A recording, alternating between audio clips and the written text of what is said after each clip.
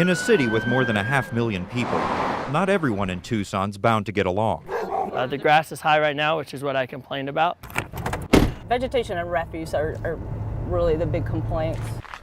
That's where Tucson code enforcement inspectors like Lori Pumphrey come in. Everyone wants to see your neighborhood looking good. You know, there's homeless people in and out. Often, neighbors call about a house. Broken window, the pests, pigeons, there's obviously an infestation. I would be sending a notice of violation. It's a big safety issue as well as an unsightly eyesore. Ben Reilly says no one lives here next to him. It's getting out of hand. You know, it hurts my property value, it takes away from the neighborhood, and it's an eyesore.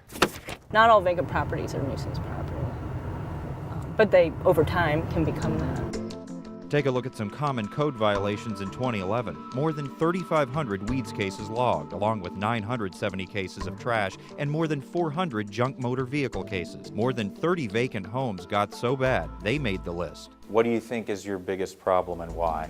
People remembering that they have to maintain their property. Administrator Teresa Williams has seen the cases grow by more than 40% the last few years. She says more people know about the rules and are coming to code enforcement. We may be getting more work, but by getting the education out, getting people to understand the process, I think it gets easier. Maybe because out of more than 10,000 cases, only 300 became citations.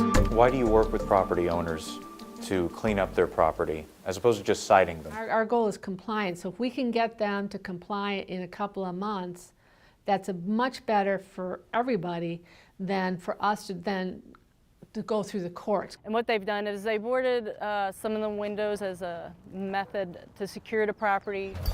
Lori Pumphrey checks another vacant home. The owner died. His daughter says she's rarely in town and has nearly gone broke cleaning it up.